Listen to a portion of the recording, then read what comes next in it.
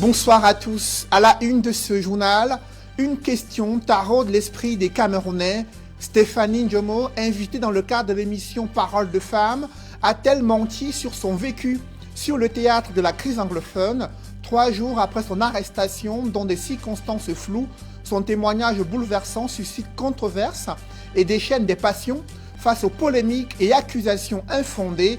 Equinox Télévision livre dans ce journal le premier épisode d'une enquête intégrale sur la vie de cette dame et ses enfants meurtris par la crise anglophone et plongés dans la promiscuité totale. Autre sujet brûlant d'actualité, grosse déception du JICAM devant un dialogue inopérant entre le secteur privé et le gouvernement. Le groupement interpatronal du Cameroun révèle l'inefficacité du Cameroun Business Forum et exige sa dissolution pour permettre au secteur privé d'avoir un véritable dialogue franc sur les réformes économiques à mener pour sortir des multiples crises. Vous les écouterez au cœur de ce journal.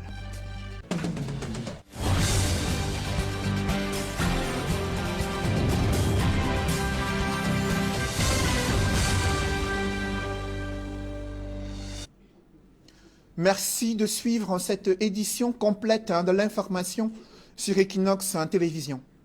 Après avoir choisi de briser le silence et raconter son calvaire tragique sur les braises ardentes de la crise anglophone, Stéphanie Ndjomo, invitée sur Equinox Télévision la semaine dernière, est au centre d'une polémique. D'aucuns l'accusent d'avoir monté de toutes pièces cette histoire. Ensuite, elle a été arrêtée depuis plusieurs jours dans des circonstances floues et sa famille est loin de connaître les motifs d'une telle interpellation. Devant des nuages d'incompréhension, des Camerounais s'interrogent. Cette dame a-t-elle menti sur son témoignage lors de l'émission Parole de femmes diffusée en direct la semaine dernière sur les antennes d'Equinox Télévision? A-t-elle été payée pour pouvoir travestir les faits vécus sur le théâtre de la crise anglophone? L'enquête menée par nos reporters révèle que ces polémiques et accusations sont infondées.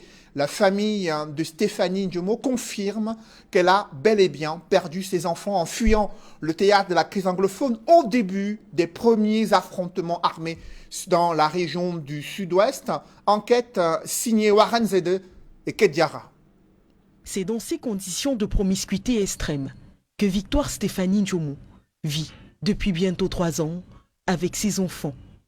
Dans un coin de la véranda, les affaires empilées pêle-mêle, dans ce qui sert à la fois de débarras, de chambre et de dressing.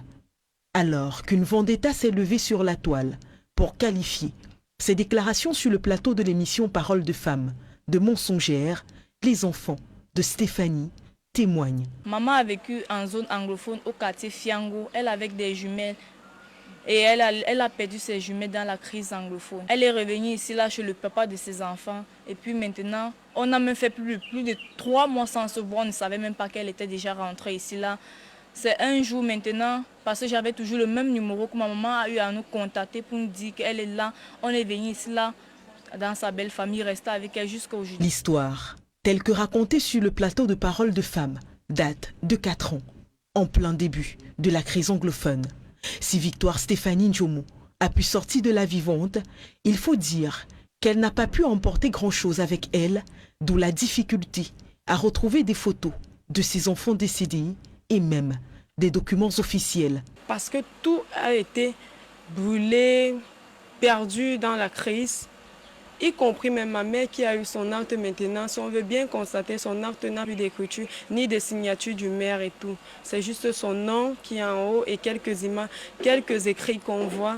Le reste, on ne voit plus parce qu'il n'y a pas de soutien, il n'y a pas de signatures. Et c'est à cause de ça qu'elle n'a pas pu faire la carte d'identité depuis. À cette époque-là, après avoir parcouru de nombreux kilomètres dans la forêt, elle se retrouve finalement dans le Mongo avec ses compagnons d'infortune. De là, elle prend la direction de Bonassama, au quartier Bonabéry, où réside le père de ses jumeaux décédés, dans la forêt. Ce dernier vit chez son père à lui, et c'est lui qui accueille Stéphanie dans sa maison. Je sais qu'elle a fait la zone, puisqu'elle est parfaitement bilingue. Il y a environ 3 ans, 3 à 4 ans même, que je l'ai adoptée. Elle est là, elle venait maintenant, elle est là. Je sais que Victoire défend toujours la bonne cause. Vous comprenez, quel que soit ce qu'elle peut même dire, s'il faut seulement considérer ce qu'elle a dit.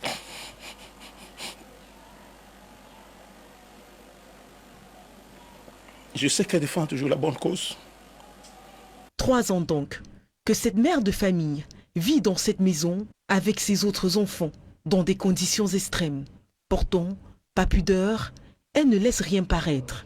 Bon, nous sommes étouffés. On vit selon comme Dieu. On dit tout, dans tout il y a Dieu dedans. Donc c'est Dieu qui nous maintient jusqu'au jour d'aujourd'hui. C'est toute une misère. Vrai qu'on fait l'effort de se cacher, mais c'est toute une misère. Ça fait depuis on n'a pas pu à l'école. Depuis, nous tous nous sommes à la maison. Dans la nuit du dimanche 8 novembre, soit 5 jours après son passage sur Equinox Télévision, la jeune dame, toujours sous le coup des accusations de certains followers, va se faire interpeller dans cette maison par des hommes et femmes en civil. Les informations en notre possession parlent d'une décision d'interpellation qui vient de Yaoundé. On dit qu'un parti politique l'est payé pour parler à Equinox. Pourtant, ce n'est pas le cas. C'est la situation de maman qu'elle a vécue, qu'elle a racontée. Nombreux sont des gens qui ne connaissent pas la vie des gens, mais ils s'hasardent à dire n'importe quoi dans des réseaux sociaux. Vous avez beau fréquenter avec elle, beau la connaître, mais vous ne connaissez pas par quoi elle est passée ou par quoi elle continue à passer. Ma mère n'a rien fait. Elle n'a juste dit ce qu'elle a vécu. Et je crois au moins que s'exprimer ne veut pas dire qu'on est condamné. Ses enfants, 4 au total, abandonnés à leur propre sort, appellent à sa libération. Pendant ce temps, son beau-père, secoué dans cette situation, plaide pour la santé fragile de Stéphanie. Là maintenant, il est question qu'on lui achète la ventoline, parce que si on la remet dans la cellule là, je ne sais pas ce qui va se passer après. Je ne sais pas. Vous savez, les asthmatiques, dans ces conditions-là, je ne sais pas s'il faut supplier ces gens de lui accorder ne serait-ce qu'une petite mesure à cause de sa santé. Je ne sais pas. Moi, je ne sais pas. C'est les autorités, sont eux qui décident. Mais je prie que pardon, même si on va lui faire n'importe quoi selon la loi, au moins qu'on la maintienne dans les conditions qui lui permettent. Ça va. La balle est désormais dans le camp des autorités. Suite à cette polémique, Equinox Télévision précise qu'il n'y a eu aucun manquement sur le plan éthique et déontologique quant à la production et la réalisation de l'émission Parole de femmes. Dans le cadre de ces programmes, les invités des différentes émissions d'Equinox Télévision ne sont ni rétribués ni interdits de parole. Ils sont appelés à s'exprimer sur un sujet donné dans le cadre des différentes émissions. D'ailleurs, vous suivrez ce soir à partir de 21h d'autres éléments concernant cette enquête menée par Equinox Télévision sur l'histoire bouleversante de Stéphanie Ndjomo, toujours placée en détention dans des conditions floues à Douala. Les conditions de réalisation et de production de l'émission diffusée en direct la semaine dernière seront évoquées dans le cadre de l'émission Parole de femmes à suivre à 21h, émission présentée par Juline Guignondé en présence de Kate Diarra, reporter qui a mené l'enquête auprès de la famille de cette dame toujours en détention et sa famille qui appelle à sa libération au regard de sa santé très fragile. Et en bref, à présent, ça chauffe dans un tribunal à Bonanjo. Ce soir, vous le voyez, des images de tension dans une salle d'audience entre avocats et magistrats sur le sort de leurs confrères avocats qui ont maille à partir avec la justice accusés d'avoir détourné de l'argent de la part de leurs clients, soupçonnés d'être impliqués dans des affaires de corruption. Ils auraient été placés en détention provisoire et la démarche à l'encontre de leurs confrères avocats a suscité la colère de la corporation. Les avocats se sont mobilisés ce jour lors de l'audience et les forces de l'ordre ont dû intervenir en pleine salle d'audience pour essayer de calmer les esprits surchauffés et la tension peine à descendre dans cette salle d'audience située à Bonanjo, quartier administratif de Douala. Parlons à présent d'un bassin de production complètement enclavé dans le CAM. notamment 2 bassins de production, celui du Mungo et du Nkam. Vous le savez, il y a une route qui permet de relier Loum à Yabassi. Cependant, elle est impraticable depuis de nombreuses années. Les bourbiers géants compliquent la vie aux automobilistes, mais également aux producteurs agricoles qui peinent à écouler leurs produits dans les centres urbains. Les prix du transport ont grimpé en flèche depuis plusieurs mois. La saison des pluies a davantage compliqué la situation. C'est le constat que font Jacquino Molon et Gladys Sidier dans ce grand reportage.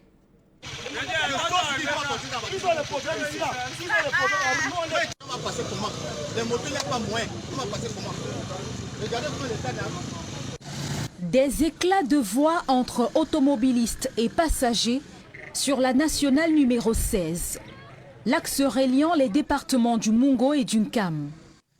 La paume de discorde, c'est l'état de la route impraticable, longue de plus de 80 km. La traversée est un cauchemar pour les usagers qui font face à de bourbiers géants. Tous, sans exception, sont pris au piège sur une route boueuse.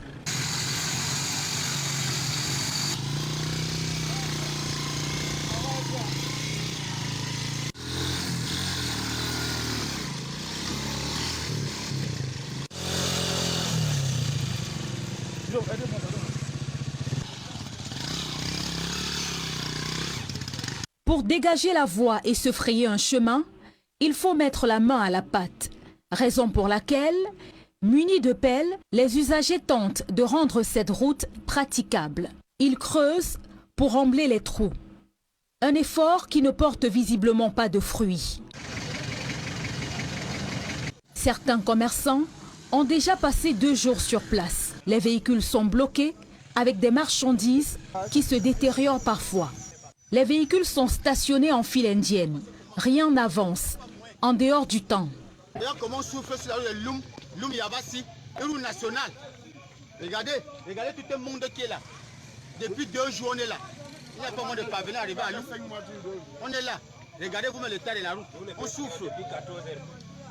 Il y a le plantain, il y a le macabo, il y a le cacao, il y a tout, il y a l'huile, il y a tout. Ça fait plus de 3 ans ici qu'on souffre comme ça. Et chaque saison de pluie, on souffre comme ça. Alors qu'on avait dit qu'on devrait bitumer cette route. Et on ne comprend pas. Sur le papier. Et sur le papier, on dit qu'on a bitumé. On ne comprend pas pourquoi. Je sors de la bouche pour acheter le plantain. Je sors comme ça loin à Yabassi pour aller à Douala avec. Voilà le camion qui est bloqué là-bas après 2 jours. J'ai déjà fait 2 jours en route. Oui, la route est bloquée. Et le plantain est en train de mûrir. Et le coût du transport alors? Il est passé de 2500, 3000 entre Loum et Yabassi à 6000. Loum et Yabassi, c'est plus de 90 km. Et pour quitter d'ici là-bas, c'est au moins 6 heures de temps. Parce que la route est franchement mauvaise. Nous quittons ici du matin et on arrive là-bas aux environs de 16 heures. Vous voyez que ça a été bien sûr que nous prenons. Avant, nous, on prenait 1 heure de temps pour Yabassi. Mais maintenant, comme la route est mauvaise, nous prenons plus de 6 heures de temps. Il faut que l'État essaie de voir quoi faire par rapport à cette route. Le transport présentement, pour le moment, c'est 6 000 francs de transport, 2 personnes, 10 000. Et alors, avant, nous on prenait le transport 3 000, 2 500. Face à cette situation qui perdure, les usagers s'interrogent sur le silence des autorités face à leur souffrance. On se pose la question à savoir, est-ce qu'on s'adresse à qui? On s'adresse au gouvernement ou on s'adresse vraiment à qui? Parce que ce qui se passe là, le responsable de la chose, c'est le gouvernement. Les travaux publics où pour arranger la route de Loum Yabassi. Les autorités communales avouent leur impuissance face au calvaire des populations, relevant que l'aménagement de cette route est de la compétence de l'État, les communes étant elles-mêmes très limitées dans la réalisation de leurs projets. La route Yabassi-Kumba, je crois que c'est la nationale numéro 16.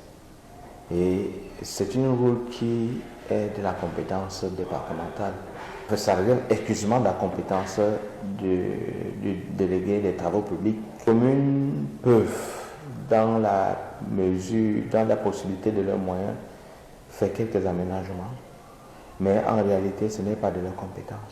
C'est une route nationale, donc qui ne relève pas de la compétence des communes. Les communes sont en difficulté pour exercer même leurs propres compétences. Vous allez vous rendre compte qu'aucune commune n'est équipée en matériel roulant. Et à chaque fois que nous faisons la demande ou nous faisons des projets dans ce sens, on nous répond qu'il y a un projet global sur le plan national. Et ça fait au moins 5 ans qu'on parle de ça. C'est de la compétence de l'État, puisque c'est une route nationale. En attendant que les autorités en charge de la construction de cette route se réveillent, le calvaire se poursuit pour les automobilistes et autres commerçants.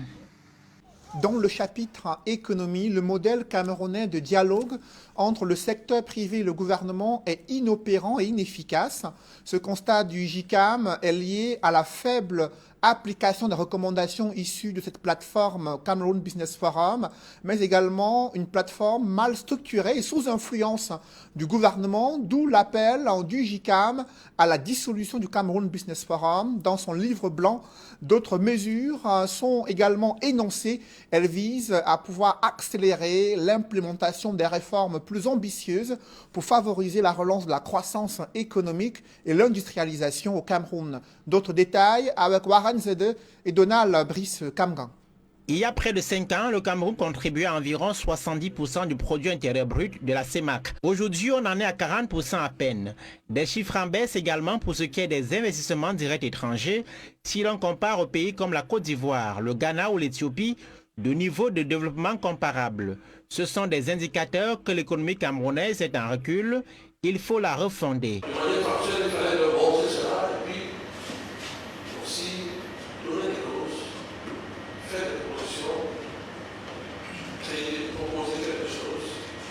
Donc c'est tout ça que nous avons essayé de consigner dans ce livre en décrivant un modèle économique que nous estimons qui peut permettre au Cameroun d'aller vers l'émergence financière.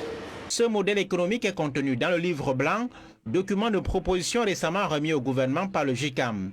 3 grands axes y émergent: promouvoir les pôles de compétitivité, instaurer le patriotisme économique et construire une véritable souveraineté nationale dans les secteurs stratégiques. Pour cela, il faut que les pouvoirs publics et le secteur privé cessent de s'entendre et se comprennent. Dixit Célestin Tawamba, pour résumer l'incontournable prise en compte des créateurs de richesses dans les politiques économiques. Parmi les actions attendues, la refondation du dialogue public-privé. Le JICAM demande de supprimer le Cameroun Business Forum et d'aller vers le Cameroun Business Council, bien au-delà d'un simple changement de nom. Nous proposons un mécanisme qui est plus universel, qui traite de tous les problèmes de l'environnement des affaires et de la compétitivité des entreprises. Ensuite, nous apportons des différences ou des nouveautés au niveau du mode opératoire. Nous pensons que tout ce qui est préparation, l'événement lui-même, le suivi et l'évaluation doivent changer. Pour changer ce suivi et évaluation, le JICAM demande de réduire à l'essentiel le nombre de participants à la discussion annuelle qui rassemble souvent près de 200 personnes. D'en accorder la vice-présidence au président du JICAM et que la préparation soit collégiale, les recommandations aussi d'accord partis. Mais avec une administration non compétitive, les conséquences seront aussi ressenties par le secteur privé. Le JICAM souhaite une amélioration de la gouvernance, entre autres l'audit des ministères, la fusion de ceux dont les missions se rejoignent pour une meilleure coordination des décisions impactant le secteur économique. Rationaliser la dépense publique et particulièrement la dette, parce que c'est également une question de savoir si nous sommes bien endettés, si nous sommes mal endettés, si nous sommes trop endettés. Et de ce point de vue-là, nous proposons notamment particulièrement de centraliser autour de la caisse autonome d'amortissement la gestion de notre dette et surtout d'assurer également une meilleure maturation de nos projets et un meilleur suivi exécution. Ces propositions du JICAM sont contenues dans un document dont le chef du gouvernement a eu l'exclusivité. Il faudra attendre de voir. Et dans le cadre de la préparation du budget de l'État du Cameroun pour l'exercice 2021, le patronat estime que le gouvernement doit tenir compte du choc que les entreprises ont subi pendant la période du coronavirus. Le patronat également exige des mesures de facilité fiscale afin d'aider le secteur productif à se relever l'année prochaine. Je vous invite à suivre la réaction de Jacques Jonathan Niem, administrateur au sein du groupement interpatronal du Cameroun. Les entreprises souffrent véritablement de cette crise de Covid-19. Et sur ce point, nous avons demandé un véritable plan de relance pour permettre aux entreprises de retrouver l'oxygène qui est nécessaire. Et ce plan de relance passe d'abord, bien entendu, par des mesures fiscales incitatives, des mesures qui permettent notamment, on a évoqué tout à l'heure la question de l'impôt minimum forfaitaire qui devrait être supprimé pour permettre aux entreprises non plus d'être fiscalisées sur leur chiffre d'affaires, mais d'être fiscalisées véritablement sur leurs bénéfices. Nous demandons également un certain nombre d'incitations douanières, également un soutien financier, puisque sans ce soutien financier qui doit permettre notamment aux banques de provisionner les créances qu'elles avaient aujourd'hui vis-à-vis d'un certain nombre d'entreprises, et donc de leur donner l'oxygène, des délais de paiement pour pouvoir rembourser ces créances-là, on aura des difficultés à relancer l'économie. Donc les attentes de la loi de finances, c'est d'avoir une loi de finances inédite qui permette véritablement une relance économique, qui encourage, et dans une hypothèse comme celle-ci, on peut même profiter de cette opportunité pour innover. Nous avons parlé d'encourager les champions nationaux, de produire localement. C'est l'occasion de nous donner les outils pour permettre enfin justement de créer ces champions nationaux et de créer cette croissance économique inclusive et durable. Et cette loi des finances sera examinée lors de la session parlementaire de novembre 2020. Dans l'actualité, c'est une activité illégale qui prend de l'ampleur dans le chaudron de la crise anglophone, notamment à Bamenda, chef-lieu du Nord-Ouest. Un individu en a fait son fonds de commerce et il est mort calciné. L'activité illégale liée au trafic du carburant frelaté. Un incendie s'est produit à la suite de l'explosion des bidons de carburant. Le récit des faits avec Eric Ouattat et Julienne Berthe-Bissaille. Des habitants consternés au quartier Chaos Street Nkwen de Bamenda. Tous surpris par cet incendie qui a ravagé le domicile d'une famille au lever du jour. Le plus choquant, un membre de cette famille, le nommé Pierre, mort calciné au milieu des flammes. Son frère aîné, couché à même le sol, n'en revient pas. Un habitant du voisinage raconte ce qu'il a vu. Je suivais les informations à la télévision au lever du jour. Soudainement, des cris ont retenti. Une fois dehors, je vois la maison du voisin en feu. Selon des témoignages, la victime manipulait du carburant frelaté dont il avait fait son fonds de commerce. Dans cet incendie, ustensiles de cuisine, mobilier, tout a été soufflé dans les flammes de l'explosion des bidons de carburant entreposés dans un coin de la maison servant de magasin. Descendu sur les lieux, le maire de la ville condamne cette activité illicite qui a de l'ampleur dans la ville de Bamenda et ses environs. Voyez-vous comment l'erreur d'un individu peut mettre en danger toute une communauté? J'ai même demandé au bailleur s'il était au courant de l'activité de son locataire. Il m'a dit non. Cet incendie, avec mort d'hommes et destruction de biens, remet au goût du jour le trafic et la manipulation des produits pétroliers dans les conditions dangereuses, pouvant mettre en péril la vie humaine. Blessés sur le front de guerre contre les bandes armées terroristes dans la région anglophone, des militaires reçoivent réconfort et encouragement du ministre de la Défense. Joseph Betty-Assomo était ce jour à leur chevet afin de les rassurer d'une prise en charge optimale de leur traitement à l'hôpital de la garnison militaire de Douala. Cédric Chouna et Jean-Paul Chouniat. De retour de Koumba dans le sud-ouest, le ministre de la Défense est au chevet des militaires blessés au front de guerre dans les deux régions anglophones et interné à l'hôpital de la garnison militaire de Douala. À Mafi, c'est là où j'ai eu fracture au niveau du cheveu. C'était un accident de circulation. Ok, très bien. Vous rétablissez progressivement. D'accord.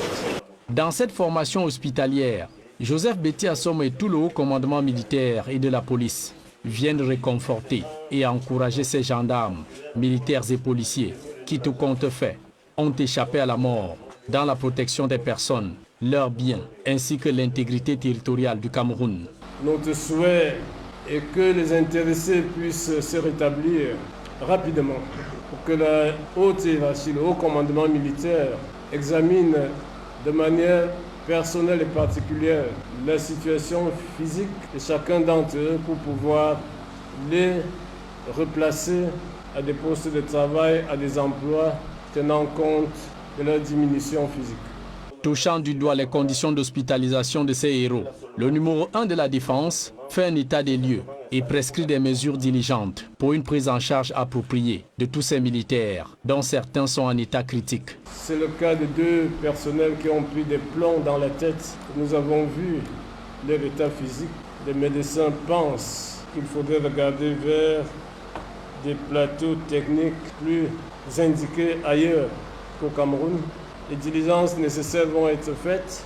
À la suite des militaires sous traitement, le ministre de la Défense, Joseph Betty Assomo, félicite surtout le personnel soignant pour son dévouement et son professionnalisme au service des militaires et populations civiles, consultés et soignés à l'hôpital de la garnison militaire de Douala.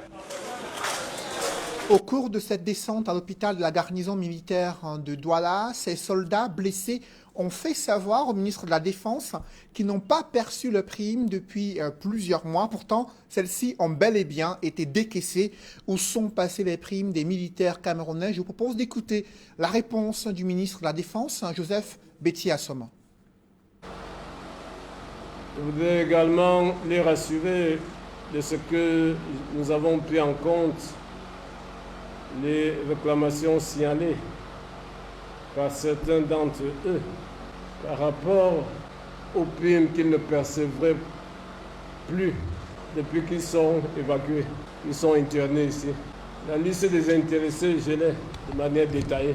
Ce sont des cas bien précis avec la durée des réclamations, avec les unités de rattachement. Cette liste sera remise par les voies appropriées au commandant de la 2e région militaire interarmée qu'il procède aux vérifications nécessaires sur la pertinence ou non de ces revendications. Il s'agira de répondre à la question de savoir si un personnel blessé n'est plus éligible aux primes. Et s'il est éligible, que sont devenues les primes envoyées par la hiérarchie et qui ne leur ont pas été remises, puisque nous n'avons reçu aucun retour de primes non payées. Ça veut dire qu'elles existent, elles sont quelque part. Comme Rémi a 2 voici à télé, fera la lumière et tâchera de faire donner la suite appropriée à ces revendications. Évidemment, au cas où elles seraient fondées. Dans l'escale internationale, l'Afrique redoute une 2e vague de contamination et de propagation de la pandémie du coronavirus. La Tunisie et le Nigeria sont en état d'alerte maximale. Ces pays font face à une hausse soudaine de cas positifs ces dernières semaines. Le Kenya, pour sa part, est déjà entré dans la 2e vague d'épidémie liée au Covid-19. Des centaines de personnes ont été interpellées dans ce pays pour avoir violé les mesures de restriction liées à la crise sanitaire. Évocation avec Innocent Abega et Nadine Yambo. Ce sont des arrestations records effectuées par la police kenyane en cette 2e vague de crise sanitaire. Plus de 1000 personnes ont été interpellées pour avoir violé la mesure de confinement en vigueur dans le pays. Avec plus de 62 000 cas et plus de 1000 décès, le Kenya est officiellement entré dans une 2e vague de la pandémie. Selon le ministre kenyan de la Santé, le taux de positivité est passé de 4 à 12% en moins de 3 semaines. Cette résurgence de la maladie a contraint le gouvernement à durcir ses mesures de restriction pour contenir le virus. De nombreux bars et autres débits de boissons qui continuaient à désarcer après les heures indiquées ont vu leur licence être révoquée à vie. Des centaines de personnes ont été interpellées dans des lieux de réjouissance pour n'avoir pas porté le masque de protection faciale. De sources sécuritaires, toutes ces personnes arrêtées comparaîtront devant un tribunal et sont passibles des amendes pouvant aller aux millions de francs CFA. Durement frappée par la pandémie de coronavirus, cette 2e vague vient ainsi porter un autre coup dur sur le secteur de l'économie déjà affaibli. Au Nigeria, 300 nouveaux cas de coronavirus ont été enregistrés en moins de 24 heures ces derniers jours. Un nombre d'infections élevé depuis le mois d'août 2020. Ce nouveau rebond du nombre de contagions fait ainsi planer une menace d'une 2e vague. Le président Muhammadu Buhari appelle ses compatriotes à plus de prudence au regard de l'évolution de la pandémie dans le monde. Avec l'ouverture des frontières il y a 2 mois et la reprise des activités économiques, les médecins insistent sur le respect des mesures barrières. La capitale économique Lagos est toujours considérée comme l'épicentre de l'épidémie. De nouvelles mesures de restriction sont annoncées afin de freiner la chaîne de transmission du virus. En Tunisie, le pays est aussi dans la crainte d'une seconde vague épidémique. Éviter le confinement, stopper la tendance à la hausse des cas et préserver la santé des Tunisiens, voilà les missions principales que se fixe le gouvernement. Pour faire face, le Premier ministre annonce un durcissement des contrôles sur le port du masque et la multiplication des tests généralisés pour les ressortissants étrangers. Avec la réouverture de ses frontières, le pays est confronté à une recrudescence des cas de coronavirus. À la fin du mois de juin 2020, le nombre de morts était de 50. Actuellement, un record a été atteint avec 20 décès en 24 heures pour près de 2000 victimes recensées. Une note à présent, l'ancien président malien Amadou Toumani Touré est décédé dans la nuit de lundi à mardi en Turquie. Après avoir subi une opération du cœur à Bamako, il avait été évacué pour des raisons sanitaires. Il décède à l'âge de 72 ans. Il avait été renversé par un coup d'État en 2012. Un public reportage dans ce journal, Excellence scolaire dans le Ndé. Les élites bangantais de Douala ont remis des bourses scolaires et lots spéciaux à plus de 130 élèves et étudiants du département du Ndé. La cérémonie s'est déroulée au lycée classique dans le chef-lieu du département du Ndé, région de l'Ouest. Un reportage. Le samedi dernier, au stade de football du lycée classique de Banganté, transformé pour la circonstance en un lieu de fête. L'occasion s'y prêtait. L'association des élèves bangantais de Douala, en abrégé ASEBDO, organise sa toute première édition de l'excellence scolaire dans le Ndé. Pour ce coup d'essai, qui aura été un coup de maître, plus de 130 élèves et étudiants méritants de l'année scolaire 2019-2020 ont été primés par catégorie. La première catégorie concernait les majors des examens internes. La seconde concernait les lots spéciaux. La troisième catégorie réservée aux majors des examens certificatifs. La quatrième, réservée aux meilleurs établissements scolaires du département du Ndé, selon le classement au résultat du bac 2019-2020. Et enfin la dernière, celle des majors au concours de l'Université des montagnes de Banganté. Au cours de cette cérémonie, présidée par le sous-préfet de l'arrondissement de Banganté, M. Ibrahima Moussa Balo, les différents lauréats ont reçu des enveloppes dont les montants oscillaient entre 10 et 100 000 francs CFA en fonction de la mention obtenue. Des lauréats recensés dans divers établissements scolaires secondaires et à l'Université des montagnes de Banganté.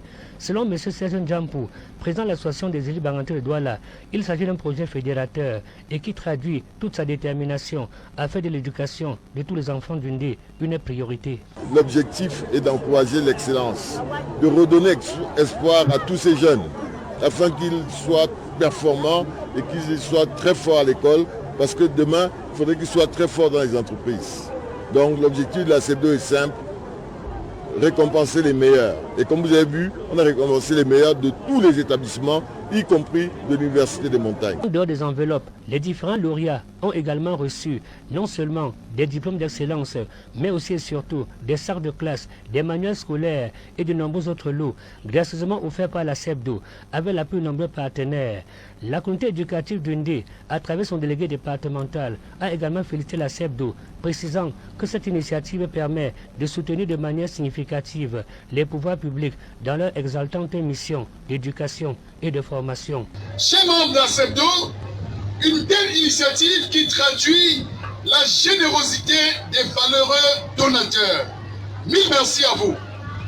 Cette initiative de la CEBDO a également été saluée par le sous-préfet de l'arrondissement de Banganté, qui n'a pas manqué de recommander sa pérennisation dans le but de soutenir davantage les jeunes fers de l'an de la nation. Et c'est un événement qui est à sa toute première édition.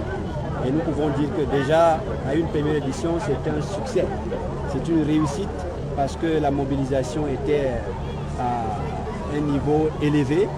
Et les prix qui ont été remis, nous pouvons dire que c'est des prix qui étaient aussi des montants qui pouvaient encourager nos élèves, nos étudiants à faire mieux des années prochaines.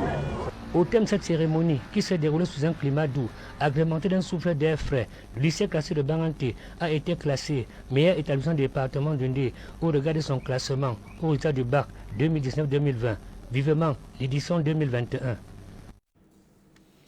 Mesdames, messieurs, c'est la fin de ce journal. Merci de l'avoir suivi. Juste après cette édition de 20h, retrouvez Serge Alain Autou et ses invités pour le débrief du journal sur le plateau d'Equinox Soir. Serge Alain. Mise aux arrêts après son passage sur Parole de Femmes, les proches de Stéphanie Ndjomo témoignent. Vous avez suivi ses enfants et son beau-père affligés par la situation que vit cette dame jusqu'à cette heure, qui est placée en garde à vue dans des conditions encore floues. Une interpellation qui demeure aussi dans des circonstances floues dont les motifs restent encore officiellement méconnus, et les enfants qui ont témoigné pour attester de ce que leur mère a bel et bien vécu à Kumba au début de la crise dans les régions du nord-ouest, du sud-ouest. Après avoir vécu et essuyé les premiers affrontements armés, elle a pris le chemin de la brousse afin de pouvoir être en sécurité. Seulement, sur le chemin, ses 2 enfants sont décédés, confirment ses premiers enfants, ses filles aînées, qui appellent à la libération de leur mère, dont la santé est très fragile, et son beau-père aussi, qui a insisté sur le fait que sa belle-fille est sincère dans ses témoignages. Elle a vécu une histoire bouleversante, et il y a un choc très important lié à ses conditions carcérales, ont-ils indiqué. Autre chose, la police saute sur les avocats au TPI de Bonandio. Des avocats qui se sont mobilisés contre l'arrestation et la mise en détention provisoire de leurs confrères. Les confrères avocats accusés de corruption et de détournement de certains fonds. Les informations restent encore aussi très floues sur les chefs d'inculpation qui pèsent contre ces avocats, mais leurs confrères estiment que les procédures initiées à leur encontre n'ont pas respecté le cadre légal concernant l'arrestation des avocats. Ils se sont mobilisés lors de l'audience qui s'est tenue au tribunal à Bonandio. Vous avez vu des images de contestation des avocats. D'autres sont même allés jusqu'à la prison centrale de Douala, située à Nebel, afin d'empêcher le fait que leurs confrères y soient transférés dans cette prison. Cela a créé du grabuge dans la ville de Douala ce soir. C'est Alain. Voilà, madame, monsieur, c'est dans l'essentiel d'Equinox Soir, deuxième partie. Bonne soirée à vous, Cédric. Bonne soirée à vous, c'est Alain. Rendez-vous demain. 20h. Madame, monsieur, dans un instant, la suite. Equinox Soir.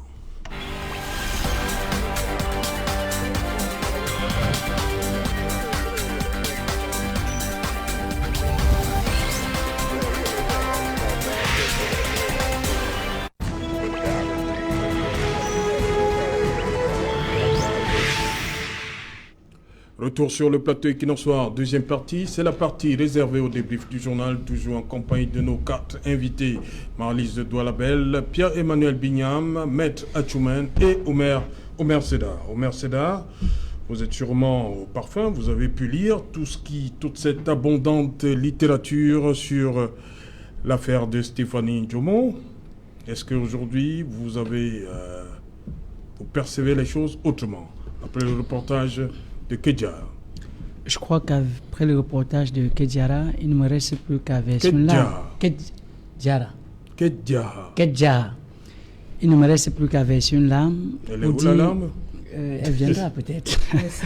pour dire qu'en fait, nous sommes là en plein dans les séquelles d'une crise anglophone qui a déjà fait tellement de dégâts, des dégâts matériels, des dégâts psychologiques. Et en rajouter dans un contexte pareil, je trouve qu'elle n'est pas la bienvenue, cette situation, et que vivement les uns les autres reviennent à la raison pour que cette triste page d'histoire de notre pays soit tournée à jamais. Ok. Pierre-Emmanuel Biam, est-ce que vous comprenez l'interpellation de Stéphanie Ndjomo? Oui, c'est une fois de plus une expression d'arbitraire dont nous décrions tous les jours. Donc, c'est une situation déplorable. Vous avez une idée des motifs? Qu'est-ce qu'on lui reproche? Non, je n'ai pas une idée de motifs. J'ai vu Nous avons également suivi, comme tout le monde. Depuis hier? Oui. On dit tellement de choses. De toutes les façons, nous pensons que notre justice peut faire mieux. Notre justice peut respecter la procédure. On a un nouveau code de procédure pénale. Il n'est pas difficile à respecter. Nous pensons que les droits de l'homme doivent être observés au Cameroun et respectés. On ne peut plus continuer à ne pas respecter les droits de l'homme. C'est ce qui crée tout ce qui est en train de se passer dans ce cas actuellement. Donc je crois que le Cameroun peut faire mieux pour montrer un meilleur visage si on a la volonté de le faire. Ok. Marlise Doualabel, j'interroge là la femme. Vous avez vu une femme qui est interpellée un dimanche. Oui, je suis extrêmement peinée pour ce qu'elle a partagé avec les téléspectateurs de Equinox. Maintenant, je pense que l'enquête n'est tout de même pas très... Elle n'est pas bouclée, j'espère, parce que ce que nous avons entendu, c'est le témoignage des personnes qui lui sont proches et pas le témoignage de ceux qui reprochent à son récit de ne pas être exact. Donc moi je me dis que dans ces cas-là, pour qu'on ait une bonne compréhension... Où elles sont? Je ne sais pas, mais c'est vous les journalistes d'investigation, non? Vous pouvez chercher parce que quand même, je pense que les autorités ne peuvent pas interpeller une dame. Il y a eu déjà combien d'émissions sur Parole de femmes? Vous avez entendu qu'on a inquiété beaucoup de femmes. Donc pour vous, cette interpellation est justifiée? Non, je ne veux pas aller jusque-là parce que je ne maîtrise pas cette situation. Autant je suis peinée parce que c'est une compatriote, c'est quelqu'un qui a vécu certainement des choses qui l'ont traumatisé. C'est quelqu'un qui vit dans des conditions, si on s'en tient à ce que son beau-père, qui certainement n'a pas beaucoup d'espace, parce que si son beau-père l'aime aussi vraiment, la maintenir dans cet espace-là, moi je trouve que c'est pas très joli. Mais bon, à l'impossible, nul n'est tenu. Peut-être qu'il n'avait pas mieux à lui offrir. Mais si c'est vrai qu'elle a vécu ce traumatisme, la traversée de la forêt, et que maintenant, elle vive encore dans des conditions aussi limites par rapport à l'humanité, il peut arriver qu'elle soit un peu déstabilisée. Et donc que son propos ait dépassé les limites de ce qu'elle voulait effectivement partager. Maintenant, si ces propos ont été un peu outrageants et qu'on veuille l'écouter un peu plus, il faudrait quand même qu'on tienne compte de son état de santé pour qu'un interrogatoire peut-être justifié n'aboutisse à un accident regrettable. C'est ce que je peux dire. Maintenant, concernant Equinox, parce que j'imagine que vous avez fait cela pour expliquer à vos téléspectateurs qu'il n'y a eu aucune manipulation, aucune instrumentalisation, etc. Donc, continuez cette enquête et puis faites parler les gens qui, dans les réseaux sociaux, sont en train d'estimer que ce récit... ces gens-là? Comment?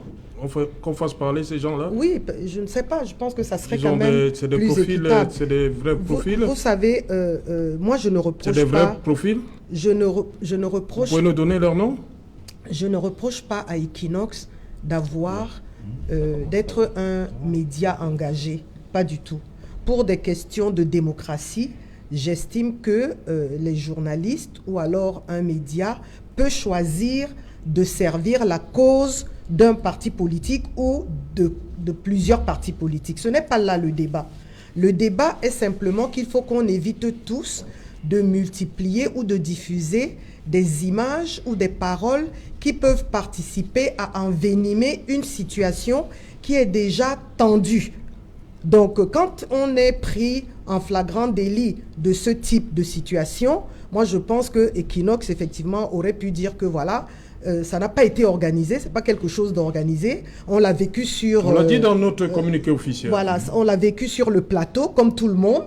Maintenant, s'il y a des choses qu'on voudrait creuser, peut-être écouter cette dame, peut-être que son témoignage va être édifiant et apporter des informations aux autorités de notre pays. Bon, il faut simplement que ça se fasse dans le respect de sa dignité et de son état de santé. Oui. Donc, Honorable Douala Bel, oui. Vous êtes au courant de cette injonction de la part de la hiérarchie de votre parti qui a exigé des excuses de la part d'Equinox? Vous avez suivi votre camarade hier? Je pense que c'est un circulaire qui s'est passé chez vous, ou bien vous êtes au courant là, que la hiérarchie du parti a décidé qu'Equinox devrait présenter les excuses sur le plateau d'Equinox Soir avant. Vous êtes au courant de j'ai vu des échanges, parce que beaucoup de gens ont quand même été choqués par le récit. Et c'est le RDPC qui doit exiger. Le RDPC a été offensé dans cette émission? Je ne sais pas si le RDPC a été offensé, mais dans tous les cas, le gouvernement s'est senti indexé de manière outrageante. Donc votre camarade est le nouveau porte-parole du gouvernement? Mon camarade a réagi en responsable. Non, il a dit clairement que la hiérarchie de son parti exige des excuses de la part d'Equinox Télévision avant de continuer. Sinon, il partirait du plateau, ou bien les communicants RDPC ne viendraient plus sur le plateau Equinox. Je vais vous lire quelque chose. Oui. La seule vision juste de notre profession, c'est un journaliste qui parle, hier comme aujourd'hui, est une vision idéaliste. Le journalisme n'existe que parce qu'il a une légitimité démocratique. Il est une légitimité démocratique. Notre rôle, c'est-à-dire vous les journalistes, c'est de permettre aux citoyens d'être informés pour décider, pour choisir et pour agir. Donc, c'est un idéal démocratique. Toute vision cynique, pragmatique, opportuniste du journaliste trahit le métier lui-même parce qu'il a d'abord une source démocratique qui nous dépasse, qui nous réclame. Le droit à l'information n'est pas un privilège des journalistes, c'est un droit des citoyens. Donc je pense que tout citoyen qui se sent vexé, humilié, outragé, peut exprimer son ressentiment, et c'est ce que mon collègue a fait. Il parlait au nom de la hiérarchie. Il ne parle pas à son nom. Il ne parlait pas à son nom. Il a dit que la hiérarchie du parti exige. Sinon, il ne parlait pas à son nom. À la limite, en quoi est-ce que ça vous choque, au fait? Vous avez manqué l'école ici pendant peut-être une semaine. Parce que votre patron vous avait dit de sortir de la télé. On vous a tué. Vous êtes revenu quand vous avez estimé que vous pouvez revenir. De toute façon, Serge Alain est là pour nous. Il veut que nos idées soient confrontées. Tant qu'il nous invite, le contradictoire. Voilà. Et c'est ce contradictoire qui nous fait grandir, parce que le langage fait grandir une nation. Voilà. Et nous, les politiques, nous avons déjà pris l'habitude d'adopter un langage qui est violent, un langage qui est ordurier, qui est irrespectueux. Nous devons nous ressaisir. Merci. Parce que le peuple camerounais nous observe. La psychologue a pris le dessus sur la présidente du conseil d'établissement. On vient d'écouter la psychologue. Voilà, Maître Atchoumen, moi j'ai un problème avec l'interpellation un dimanche ce soir. Comment comprendre ça? Je suis sans voix.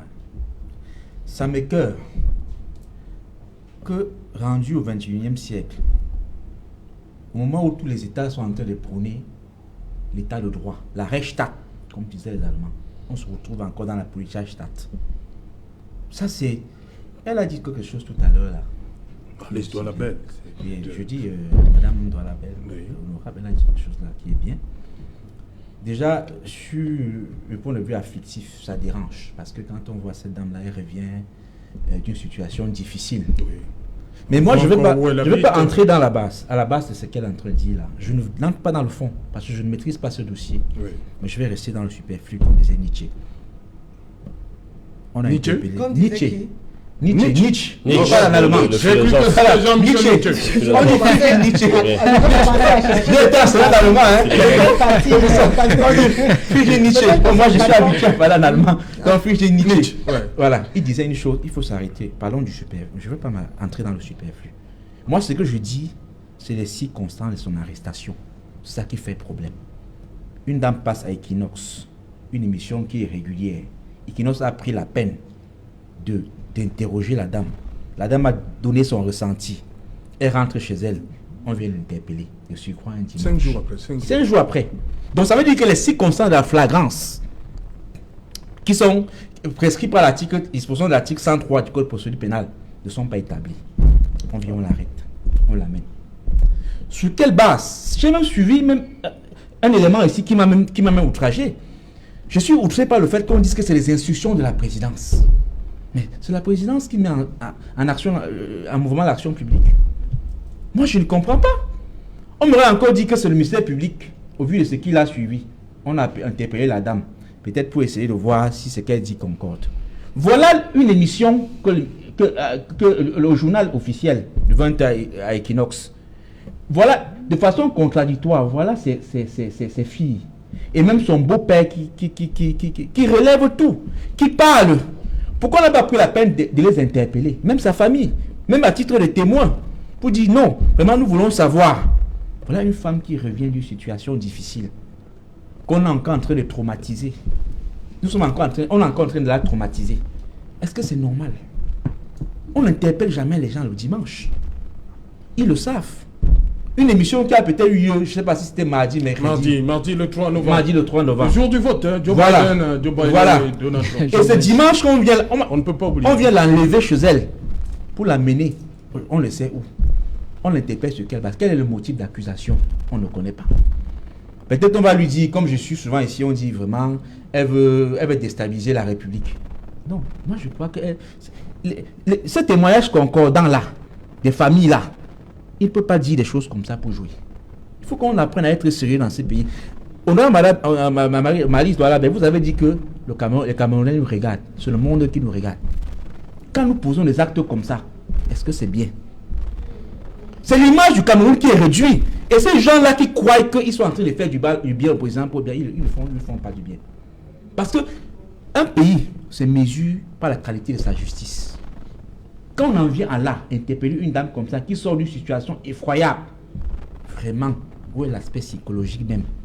L'accompagnement là, c'est où? Vous avez dit tout à l'heure là que son beau-père... Mais elle est asthmatique. Hein, voilà, son beau-père, il a dit qu'il est asthmatique. Oh, à côté de cela... A besoin de la ventoline. Mais Madame Douala, Malice disait tout à l'heure là que il faut que son beau-père essaie de chercher un peu parce que le cadre n'est pas beau. Chacun fait avec le moyen de bord. Tu as vu le Honorable. Chacun peut, peut-être que vous avez les moyens. C'est pas une question de moyens. Non, attendez un peu. Non. Même la plus belle femme du monde peut donner ce qu'elle a. Mais vous êtes simpliste. On vit dans des situations difficiles. C'est le gouvernement qui doit prendre ce genre de personnes en charge. J'aurais dû leur comprendre. Oui. La prise sociale. Il faut comment? Non, je dis, mon fils. Écoutez, on n'a pas besoin d'être riche. On fait comment? Pour j'ai dit, d'abord, j'ai admis que à l'impossible, nul n'est tenu. Peut-être que c'est le maximum que ce beau-père pouvait faire. D'accord? Je l'ai dit. Mais en même temps, si je pouvais approcher la famille, même les jeunes filles qui sont là, je leur demanderais d'organiser un peu mieux l'espace dans lequel ils vivent. Parce que cet espace-là, le même espace, peut être aménagé différemment. C'est des grandes filles. C'est des grandes filles. Elles peuvent plier les habits et les mettre dans un ordre parce que c'est très important, l'environnement immédiat dans lequel nous vivons. Ça peut participer à plus nous déstabiliser qu'on ne l'est, simplement parce que c'est pas organisé, c'est pas structuré. Donc, enfin, ça me gêne de parler comme ça. C'est comme si je... Excusez-moi un peu, on revient à moi. Je voudrais donner des leçons. Oui. Vous êtes une maman. Vous avez parlé là comme une maman. C'est-à-dire que vous avez pris l'aspect maternel et causé. Moi, je pense que si vous voulez, vous avez les moyens pour ça, je suppose. Accompagner cette dame.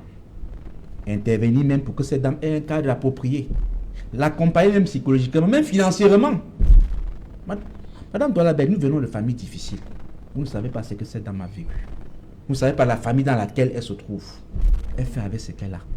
Mais elle attend l'exemple de bonne volonté. Et on vient encore en rajouter en l'arrêtant. Cotise alors, comme ça. Non, moi je n'ai pas les moyens. Vous êtes honorable. Vous avez de l'argent. C'est vous qui avez de l'argent. Je finis, je vais chuter. Donc moi je pense que je reviens à l'aspect juridique. C'est simpliste. Cette façon de voir les choses est simpliste, à mon avis. Ok. Vraiment. Rapidement. Donc je dis, je reviens là sur l'aspect juridique. Moi je vais demander à tous ces gens qui l'ont interpellé. Cette arrestation-là, cette interpellation-là est abusive, c'est illégal. Ils le savent. Il faudrait que ça viole la disposition de l'article 103 du Code pénal. Ce n'est pas la flagrance. Et cette dame-là, on ne sait même pas ce qu'elle a fait. Elle a fait que rapporter ce qu'elle vit. C'est simple. Vous l'avez écouté? Non, vous l'avez écouté? J'ai écouté ses enfants. Non, je demande si vous l'avez écouté. Non, alors, en tant que juriste, laissez-moi, je pense que vous prenez des risques à vouloir aller à une conclusion. Attendez. Vous ne l'avez pas écouté. On a écouté ici ce qu'elle a dit dans le reportage, dans l'émission. Elle a donné des affirmations. Non, vous n'avez pas écouté. Et ses enfants. Non, laissez-moi finir. C'est un raccourci. Ses enfants qui parlent. C'est un raccourci. Voilà son beau-père qui parle. Donc vous allez contester ce qu'elle dit. Non, allez à YouTube. Avant d'intervenir, pour que vous nous interveniez de manière sage. Une famille dit que... Quelle famille? On a déjà entendu beaucoup de choses. Je dis que vous, en tant qu'avocat... Qu'est-ce que tu dis donc que ce ne sont pas ses enfants? Je dis que vous, ce que vous devez faire pour être un puriste, pour être un homme sage, allez dans YouTube, vous l'écoutez et comme ça vous êtes mieux armé. Alors, Pierre-Manuel Biam, d'abord. Moi, je vais à propos du dossier proprement dit, comme j'ai préalablement indiqué, je ne connais pas grand-chose, mais je vais un peu revenir sur les propos que le RDPC et le gouvernement depuis un certain temps tient à l'endroit de Equinox. Oui. Sincèrement, Equinox subit énormément de la part des camarades de Honorable Marlis Bell. Equinox a été traité de chaîne de 1000 collines. On l'a comparé à cette radio qui a été à l'origine ou qui a fait la promotion du génocide au Rwanda. On a vu un ministre de l'administration territoriale, M. Atangandi, faire des sorties pour dire que Equinox a perçu des financements à hauteur de milliards dont il n'a jamais donné des preuves. Sincèrement, laissez Equinox faire son travail. Si tant qu'il y a la liberté de la presse, on a donné de l'argent à la dame. Voilà. Donc si tant qu'il y a la liberté de la presse au Cameroun, laissez Equinox faire son travail. Vraiment, les injonctions du RDPC, gardez ça au placard. C'est la seule chaîne qui reste encore crédible au peuple camerounais. Laissez Equinox tranquille. La sorcellerie du RDPC, allez faire ça dans vos chaînes que vous connaissez. On connaît des chaînes dans ce pays où des journalistes éminents, des directeurs généraux même, ont traité tout un peuple de cafards dont il fallait éradiquer. Je parle de M. Obama. Non, je vous en prie. Donc, voilà. Donc, on a vu des chaînes de télévision où des consultants font la promotion de l'ethnocentrisme. Ils n'ont jamais été inquiétés. Ils n'ont jamais été interpellés. Tous les compteurs sont braqués sur Equinox. Tous les chats entiers sont braqués sur Equinox. On ne tire que sur un arbre qui porte du fruit. C'est ce que moi je sais. Donc, sincèrement, laissez Equinox faire son travail. C'est la seule chaîne qui reste encore au pauvre peuple camerounais et qui restitue les faits. Vous ne pouvez pas obliger Equinox d'épouser votre ligne éditoriale.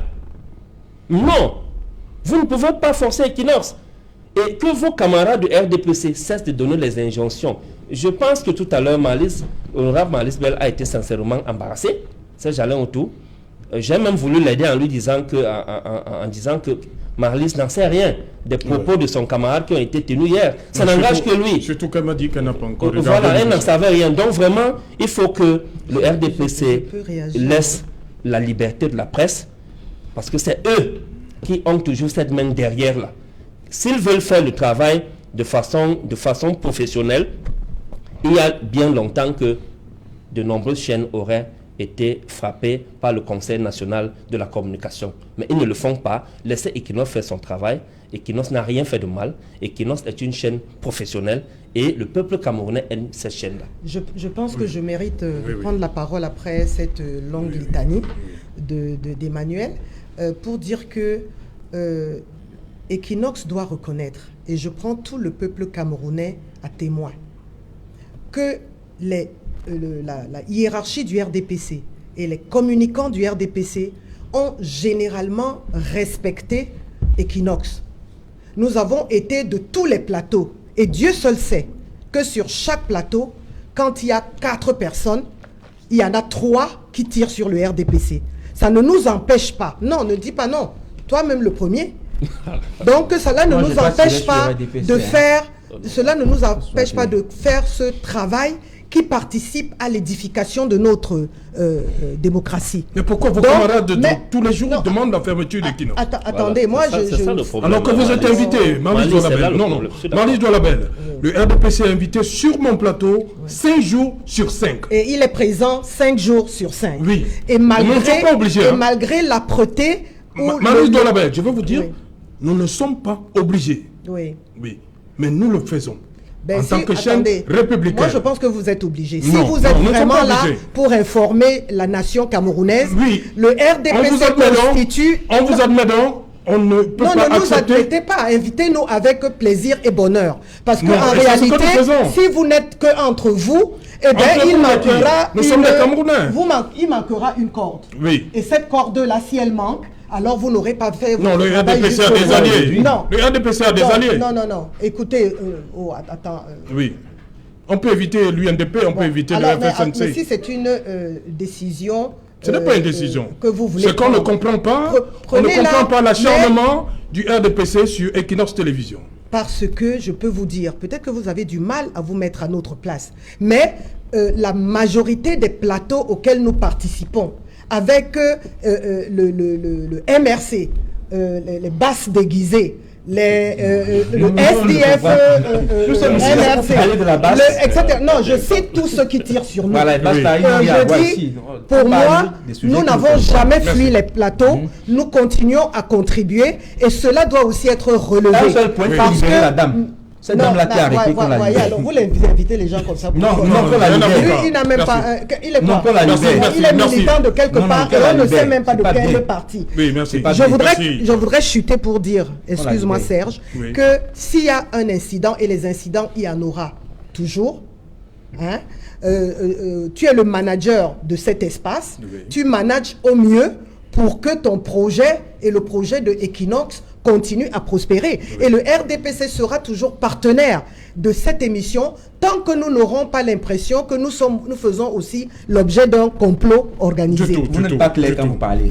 Oui, rapidement, 30 secondes, Omer Seda. 30 secondes, je voudrais très rapidement dire que je me sens vraiment gêné, pris dans un tourbillon qui ne peut pas participer à la construction de la nation. Nous étions à dire ici, ces jeunes autour, que pourquoi l'augmentation des frais de l'APE? Je voudrais très rapidement revenir là-dessus pour dire qu'il ne faudrait pas que nous sortions de ce débat en laissant croire aux Camerounais qui nous écoutent que les frais d'APE sont fixés par le ministère des Enseignements secondaires ou le ministère de l'Éducation de base. Je ne voudrais pas que nous sortions d'ici avec l'idée arrêtée selon laquelle les frais de l'APE sont gérés par l'administration des établissements. Personne l'a dit. Les frais de l'APE sont gérés par les parents d'élèves. Et il faudrait, monsieur Maître, je suis assez sérieux pour dire que la chaîne de télévision Equinox est une chaîne républicaine, comme vous l'avez dit. Et quand nous parlons de la République, il faudrait que nous soyons sérieux et faire des débats de construction. Merci Omer Seda, merci Marlise Doualabel, merci Pierre-Emmanuel Bignam, merci Maître Atchoumène. Voilà, madame, monsieur, nous sommes arrivés au terme de cette édition. Demain, c'est un autre rendez-vous lorsqu'il sera 19h, heure de Yaoundé. Il sera 13h à New York City. Bonsoir, Synergie Consamba, Football Club.